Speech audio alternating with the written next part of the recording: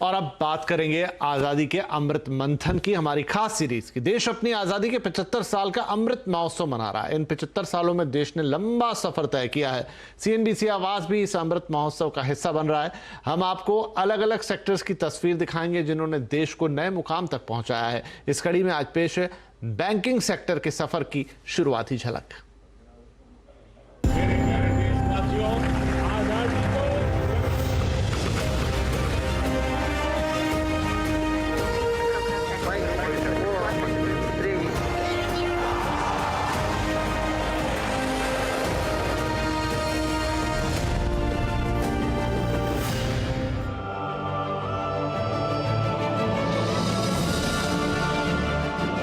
आजादी का अमृत मंथन, इंडिया एट 75, आजादी के शानदार 75 साल। और आज हम देखेंगे भारतीय बैंकिंग का हाल। जी हाँ, इन 75 सालों में भारतीय बैंकिंग सिस्टम ने कितनी प्रगति की, कितनी तरक्की की, वो कहां से कहां पहुंचा, ये पूरी कहानी आंकड़ों के जरिए अगर याद करें सन 1947 को, यानी हमारी आजादी के साल को, तो वहां पर कितने बैंक हमारे पास थे, किस तरह का बैंकिंग सिस्टम उस समय चलता था, उससे हमें समझ आएगा।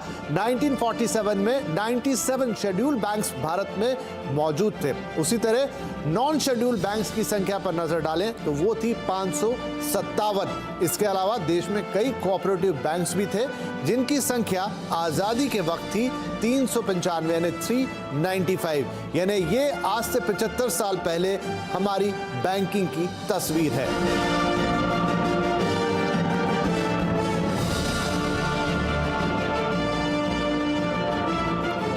देखते हैं कि आज यानी सन 2022 में हमारा बैंकिंग सिस्टम कहां पहुंचा है, कितनी तरक्की की है इसने और ये कितना विशाल हो गया है। आज सरकारी बैंकों की संख्या है 12 और प्राइवेट बैंक है हमारे पास 22। याद रखना होगा कि इस बीच बैंकों का राष्ट्रीयकरण भी हुआ, फिर एक बार प्राइवेटाइजेशन का दौर शुरू हुआ और ये नंबर हमारे सामने है। इसके अलावा स्मॉल फाइनेंस बैंक की बात करें तो वो है 11 और पेमेंट बैंक जो कि एक नया फिनोमेना है वो है 4। रीजनल रूरल बैंक्स की संख्या है 43 यानी 43 और विदेशी बैंकों की संख्या है 46। तो ये है अभी के बैंकिंग का हाल। लेकिन कोऑपरेटिव बैंक्स, उनकी संख्या में बड़ा इजाफा हुआ है। 98,537 ये संख्या पहुंच गई है देश में कोऑपरेटिव बैंक्स की। लेकिन ये पूरी बैंकिंग प्रणाली इतने बैंकों के साथ आज पूरे देश में सभी नागरिकों को बैंकिंग की सुविधा प्रदान करने की एक भरकस कोशिश कर रही है।